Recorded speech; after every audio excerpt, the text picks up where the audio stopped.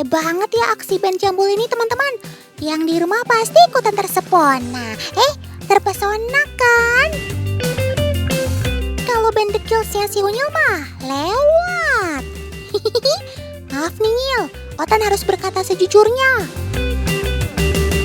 Oh iya, kita kenalan dulu ya sama personil band Jambul ini. Yang pertama ada si Omi sang pianis, Bubu pada drum, dan Elo si gitaris dan vokalis handal. Mantap!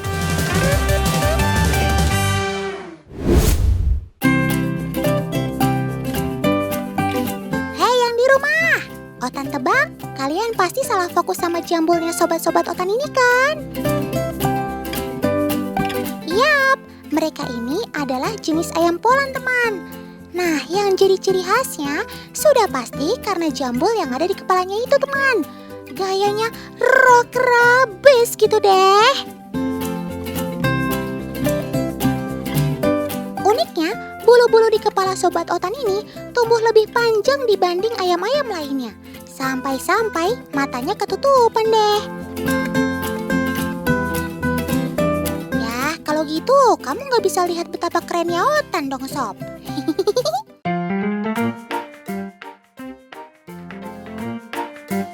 Nah, jambul bentuk membulat seperti kelopak bunga ini adalah milik si ayam Polan betina teman.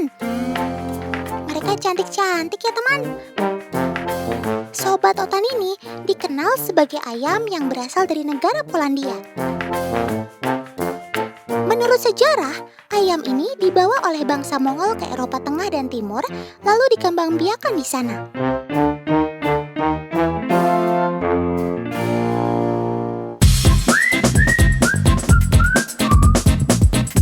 Ingat si ayam jago, terkadang kita jadi teringat sama mie ayam. Mangkok ini memang sudah menjadi bagian keseharian masyarakat di Indonesia, terutama saat makan mie ayam. Tuh lihat, gambar si ayam pasti ada di mangkoknya.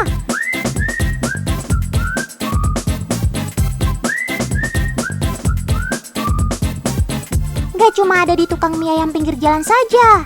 Bahkan ada sebuah restoran yang memakai serba-serbi mangkok dan perabot bergambar ayam jago ini. Mulai dari mangkok, teko, toples, dan lain sebagainya.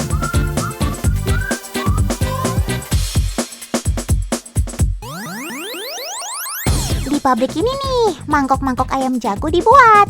Dalam satu hari, pabrik ini bisa menghasilkan hingga 30.000 mangkok loh. Peminat mangkok ayam jago ini tak pernah surut. Banyak orang yang memesan mangkok si ayam jago ini. Sebenarnya, desain gambar ayam jago pada mangkok seperti ini berasal dari negeri Tiongkok sana. Tepatnya berasal dari zaman dinasti Ming. Bagi orang Tiongkok, ayam jago adalah lambang kemakmuran dan kelancaran rezeki. Nah, kemudian mangkok ayam jago juga ditiru dan dipakai di Indonesia. Untungnya Indonesia memiliki bahan baku pembuatan untuk menghasilkan mangkok-mangkok ini. Tanah liatnya berasal dari Kalimantan. Sementara itu, pasir kuarsa bisa didapat dari daerah Pulau Bangka. Untuk membuat bahan mangkok, tanah dan pasir kuarsa ini cukup diaduk oleh mesin penggiling selama 20 jam. Setelah cukup, campuran bahan ini kemudian diperas alias dipres agar kadar air berkurang. Hasil yang sudah dipres kemudian diaduk lagi dan dicetak berbentuk tabung seperti ini.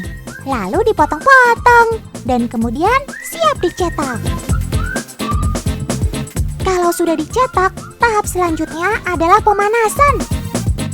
Mangkok ini dipanaskan dengan suhu sekitar 300 derajat Celcius. Mangkok yang sudah dipanaskan warnanya akan berubah menjadi lebih putih. Kemudian agar mengkilap, mangkok tinggal diglazur deh. Kalau sudah jadi, mangkoknya tinggal dilukis atau dicetak gambar ayam jagonya deh. Cakep!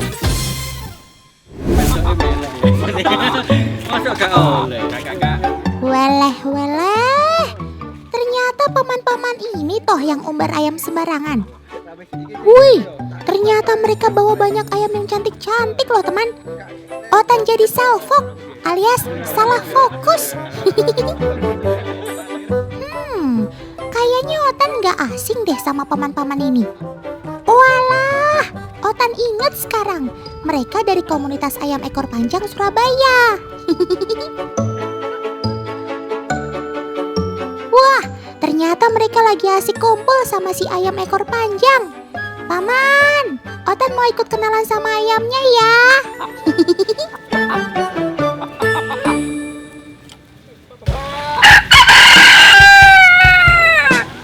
Hajime Masite. Gimana teman? Otan udah jago belum bahasa Jepangnya? Soalnya Otan mau kenalan sama ayam dari Jepang ini nih. Namanya Onagadori atau dikenal dengan ayam hias ekor panjang. Di negeri Sakura Jepang, Onagadori jadi harta karun paling berharga loh karena statusnya yang hampir punah. Tapi di Indonesia sendiri sudah banyak dikembangbiakan untuk dipelihara orang banyak. Teman, keunikan ekornya ini sesuai dengan nama si ayam.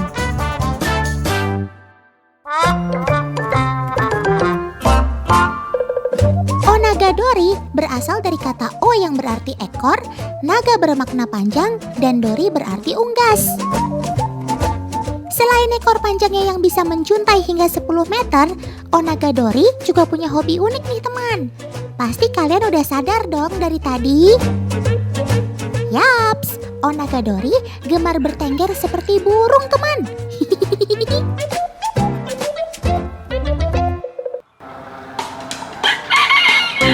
Bukan cuma mata ayam aja nih yang menarik.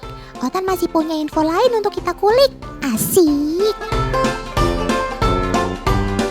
Teman, jika keseimbangan tubuh manusia ada pada telinga, tahu nggak letak keseimbangan pada seekor ayam?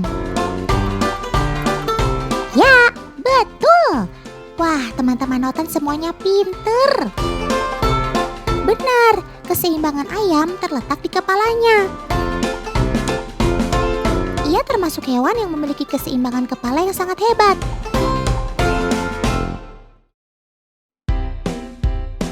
Coba kita buktikan dengan gerakan satu ini ya. Jika badan ayam digoyangkan perlahan seperti ini, maka kepala ayam akan diam pada satu titik yang sama untuk menjaga keseimbangan tubuhnya. Wih, memang jempolan. Fakta yang satu ini terbukti kebenarannya. Mantap!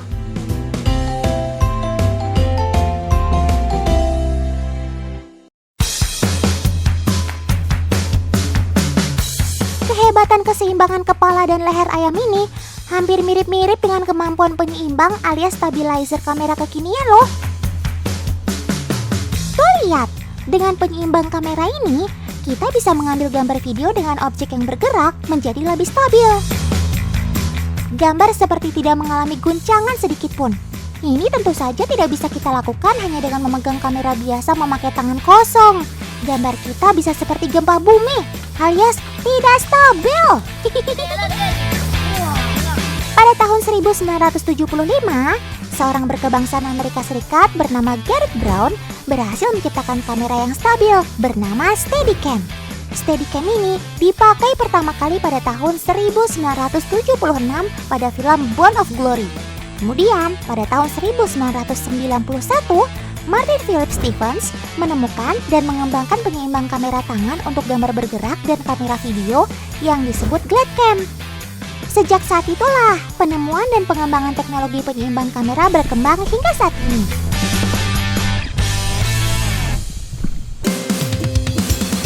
Teman-teman di rumah pasti tahu cakar ayam dong. Ternyata cakar ayam tak hanya enak dinikmati sebagai hidangan loh. Cakar ayam ternyata menjadi inspirasi manusia untuk menghasilkan fondasi bangunan yang kokoh. Kebetulan sistem fondasi cakar ayam ini ditemukan oleh putra bangsa Indonesia loh.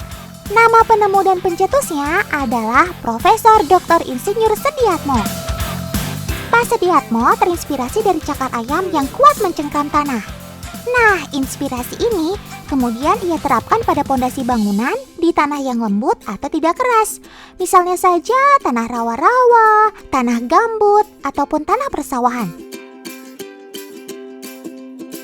Pondasi ini tak hanya cocok untuk mendirikan gedung loh, tapi juga untuk jalan raya, jembatan layang, dan juga landasan bandara. Tak disangka nih teman, ternyata sistem pondasi Cakaraya Mini telah dikenal di banyak negara dan bahkan mendapat pengakuan paten internasional dari 40 negara. Atas karya dan jasa Profesor Dr. Insinyur Sediatmo ini, pemerintah menganugerahkan bintang Mahaputra kelas 1. Nama Pak Sediatmo juga diabadikan sebagai nama jalan bebas hambatan dari Jakarta menuju Bandara Soekarno-Hatta.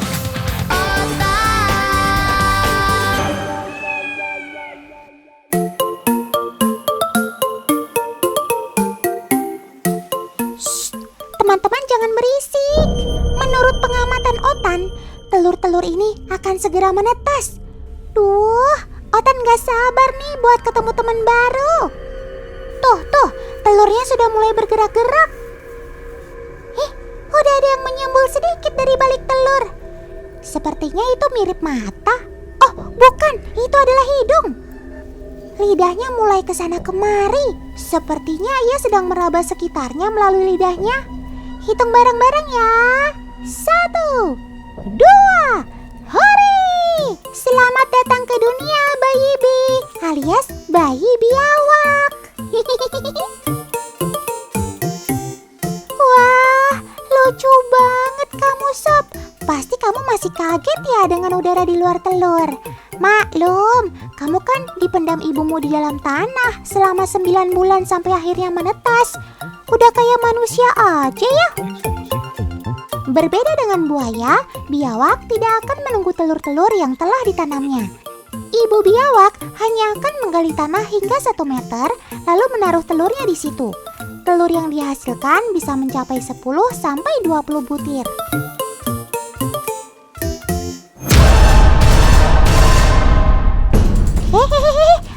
Loh, Sob, kamu mau kemana? Baru juga keluar cangkang, kok malah langsung manjat pohon sih? Hati-hati jatuh, Sob. Biawak kecil langsung memanjat pohon untuk melindungi diri dari pemangsanya. Maklum, karena badannya kecil dan belum cukup pengalaman, karnivor alias pemakan daging ini belum bisa mencari makan di darat. Saat masih bayi seperti ini, ia akan memakan serangga dan reptil kecil. Jago banget sih kamu. Kecil-kecil udah mandiri, bisa cari makan sendiri.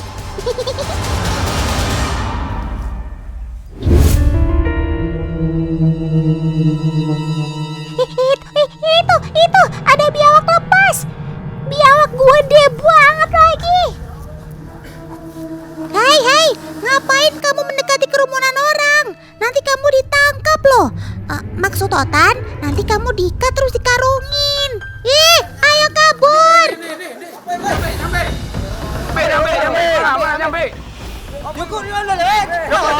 Cepat. Nah kan, apa Otan bilang? Paman, buat apaan sih nangkap sobat Otan? Dia nggak berbahaya kok. Usir aja. Wah, kebetulan nih. Ada apa ini rame-rame nih? Ada jambe mas, ada jambe. Oh, ini punyaku ini, Leno. Iya.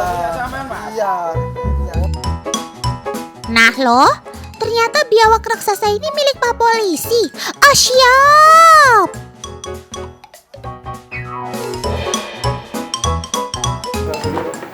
Ya, makanya tunggu dulu. Habis ini kita jalan-jalan ya.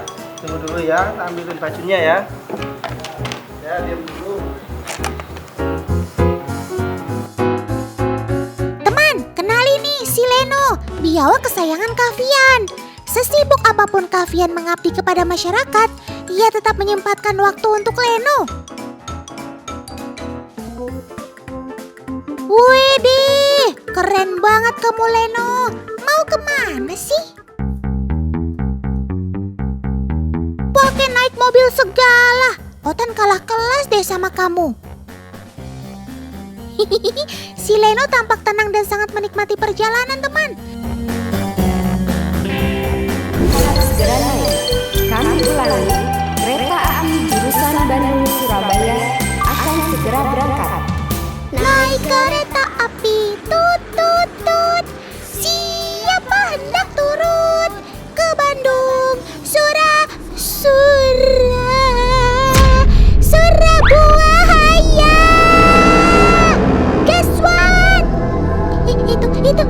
Itu barusan Otan lihat ada monster menuju kereta Otan. Tidak!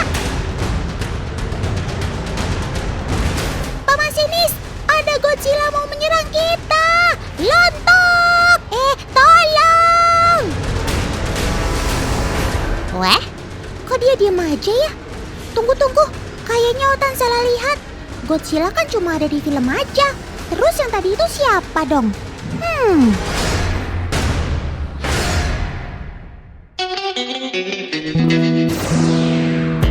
Oh alah, sekarang Otan tahu.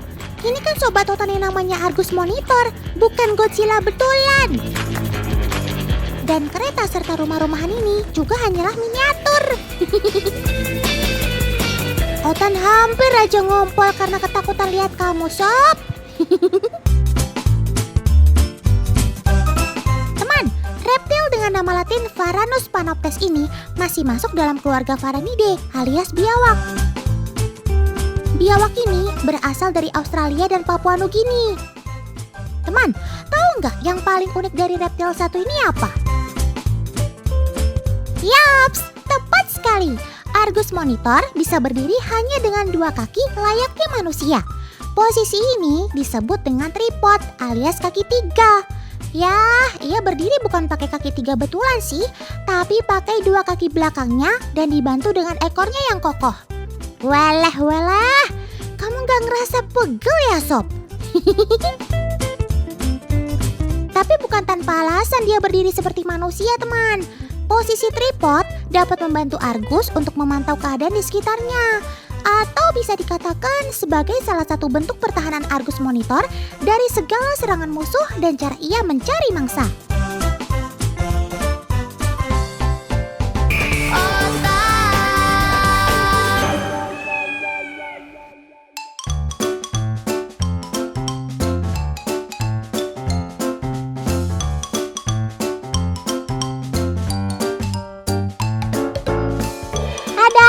Heboh-heboh. Wow, besarnya sih hampir 3 kali si monyet ekor panjang, teman. Kalau biasanya hanya berbobot 7 kg, tapi yang ini berat pejantan dewasa bisa mencapai 20 kg. Walaupun terlihat menyeramkan, tapi masyarakat Tiongkok tetap menyukai mereka. Ibarat kata, kamu nyebelin tapi ngangenin. Yap, dia adalah Tibetan makaka dan merupakan jenis makaka terbesar loh. Tibetan makaka termasuk salah satu hewan yang cerdas dan ia sayang banget sama anaknya loh. Mama makaka mengandung kurang lebih selama 6 bulan dan umumnya akan melahirkan 1 ekor bayi saja. Dari lahir, bayi makaka akan digendong oleh mama makaka hingga 10 bulan. Dan selama itulah si mama akan menjaga, merawat, serta melindunginya dari bahaya apapun. Jangan takut si bayi akan terlepas dari genggaman si ibu, karena bayi makaka sudah dapat mencengkram induknya dengan kuat. Nah, setelah dirasa bisa mandiri, barulah anak makaka lepas dari gendongan si mama. Jaelah, kalau sudah pada kenyang langsung deh pada nyalon. Eits, ini versi primata ya. Mereka membersihkan badan dari kutu maupun kotoran. Kalau begini, Otan juga mau. Tapi kalau rambutnya tebal begitu, apa nggak PR ya nyari kutunya? Untuk menemukannya, makaka memang ada di dataran tinggi, teman. Seperti di pegunungan Himalaya wilayah Tibet dan India. Sekitar 800 sampai 2500 meter di atas permukaan laut. Tidak heran bulu tubuhnya tebal-tebal begitu. Tentu saja biar dia nggak kedinginan. Kalau Otan sih butuh jaket berlapis-lapis deh. Maklum aja. Otan kan berasal dari tropis.